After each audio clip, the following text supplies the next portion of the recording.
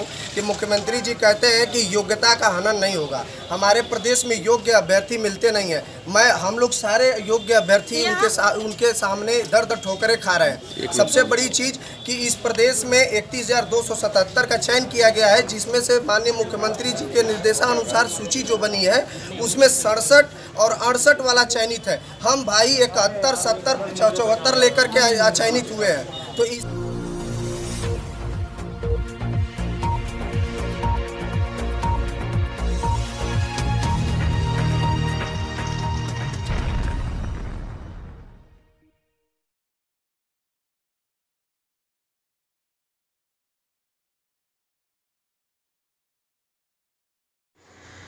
नाजरीन, आपका हमारे चैनल आग मऊ में खैर मकदम है। मैं हूं नौशाद अंसारी। आदाब नाजरीन, रियासत उत्तर प्रदेश में टीचरों की तकर्री में बेज़ाब्तगी किए जाने और सुप्रीम कोर्ट के ज़रिए टीचरों की तकर्री को होल्ड पर रखे जाने के ख़िलाफ़ आज टीचरों ने मऊ कलेक्ट्रेट पहुंचकर ज़बरदस्त मुजाहरा किया और रियासती वज़ीर आला के नाम खिताबी मेमोरेंडम डीएम मऊ को पेश करते हुए मुतालबा किया कि सुप्रीम कोर्ट के ज़रिए होल्ड किए गए टीचरों की तकर्री को फौरी बहाल किया जाए।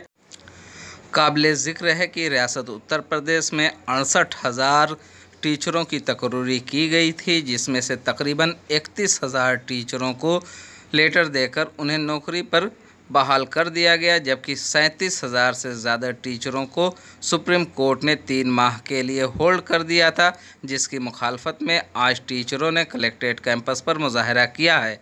आइए नाज़रीन, हम आपको पूरी तफसीलात दिखाते हैं और सुनाते हैं क्या कहते हैं टीचर हजरात और क्या हैं उनके मुतालबात। क्या नाम है आपका? टिंकू कुमार यादव नाम है। आज का जो कार्यक्रम है आप लोगों को किस चीज़ को लेकर? 69,000 शिक्षक भर्ती में हम ज्ञापन सौंपने आए हैं कि जो 37,000 होल्ड रखा गया है उसको जल्द से जल्द ऑर्डर रिलीज़ करा के हमारी भर्ती को पूरी की जाए।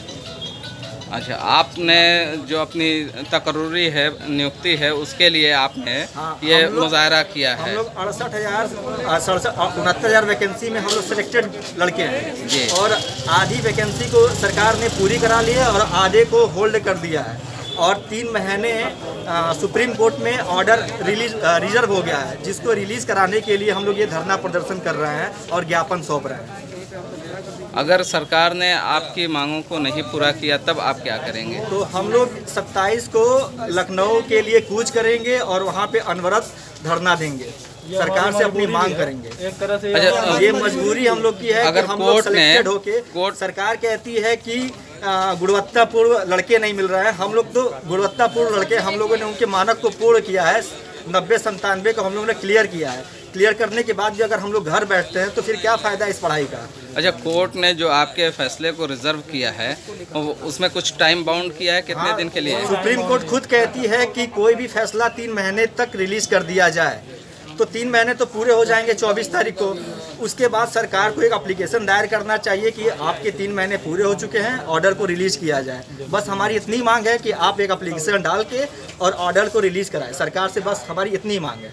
आज का जो आपका कार्यक्रम है ये आज 1 दिवसीय है या मतलब अनिश्चितकाल? ये आज 1 दिवसीय है, लेकिन अगर सरकार हमारी बातों को नहीं मानती है तो 27 तारीख को हम यहाँ से लखनऊ के लिए कूच करेंगे और वहाँ पे धरना प्रदर्शन चालू होगा। नाम है आपका? पूनम गौतम। पूनम गौतम जी, बताएं आज जो आपका प्रोग्राम है शिक्षक भर्ती के लिए, क्यों आप लोगों की जो तकर्री है, नियुक्ति है, वो रुकी हुई है? सर, नियुक्ति इसलिए रुकी हुई है क्योंकि तमाम तरह के लोग जो हैं अलग अलग विचार रखते हैं और जो हमारे माँ बाप हैं, शासन प्रशासन, एक तरह से जनता का गार्जियन ही है, वो चीज़ों को समझ नहीं पा रहे हैं। वो सबके अनुसार कुछ पद को कर दिया है, नियुक्ति दे दिया है और आधे से अधिक पदों को रिजर्व करके रखा हुआ है। आप लोग एजुकेटेड हैं और आपको जॉब चाहिए, जॉब आपकी रुकी हुई है।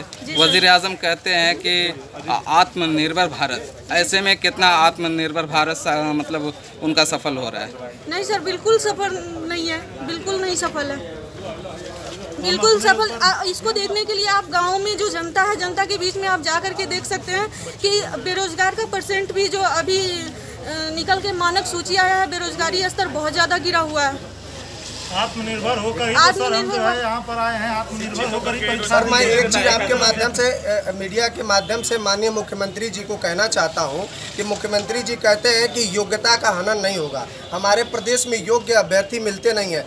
हम लोग सारे योग्य अभ्यर्थी उनके सामने दर दर ठोकरें खा रहे हैं। सबसे बड़ी चीज़ कि इस प्रदेश में 31,277 का चयन किया गया है, जिसमें से माननीय मुख्यमंत्री जी के निर्देशानुसार सूची जो बनी है उसमें 67 और 68 वाला चयनित है। हम भाई 71, 70, 74 लेकर के चयनित हुए हैं, तो इसको लेकर के हम ज्ञापन दे रहे हैं। और दूसरी चीज़ कि 24 जुलाई 2020 को आर्डर रिजर्व हुआ था हम लोगों का 69,000 का माननीय सुप्रीम कोर्ट में।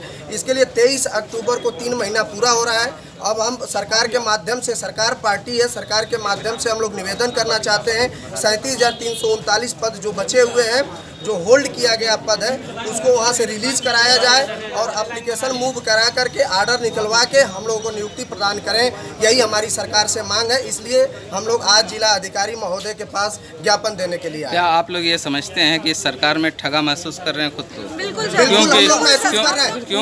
क्योंकि योगी जी यहाँ से जाकर बिहार में कहते हैं कि हम बिहार के नौजवानों को रोजगार देंगे, अपने नौजवान बेरोजगार घूम रहे हैं। जी बिल्कुल, मैं आपके माध्यम से पूछना चाहता हूँ, गांव का एक 8वीं पास व्यक्ति भी बता देगा, ठेला वाला व्यक्ति भी बता देगा कि कभी भी 100 नंबर में 90 नंबर पाने वाले को चयनित होना जरूरी है, 40 नंबर वाला कैसे चयनित हो गया? मैं ये आपके माध्यम से माननीय मुख्यमंत्री जी से पूछना चाहता हूँ। इनके अधिकारी बोलते हैं कि हमसे गलती हो गई, इनके बाबू लोग बोलते हैं कि हमसे गलती हो गई। हम इनसे पूछना चाहते हैं कि अगर आखिर आपसे गलती हो गई तो सूची बनाते वक्त आप ध्यान क्यों नहीं दिए कि मेरिटोरियस कैंडिडेट आज बाहर है, दर दर ठोकरे खा रहा है, समाज में, गांव में अपनी बात को रख नहीं पा रहा है, कोई पूछ रहा है तो मुंह छिपाए फिर रहा है। ये बताइए, ये कहाँ का न्याय है? मैं आपके माध्यम से पूछना चाहता हूँ माननीय मुख्यमंत्री हमारे सूबे के जो आदित्यनाथ योगी जी हैं,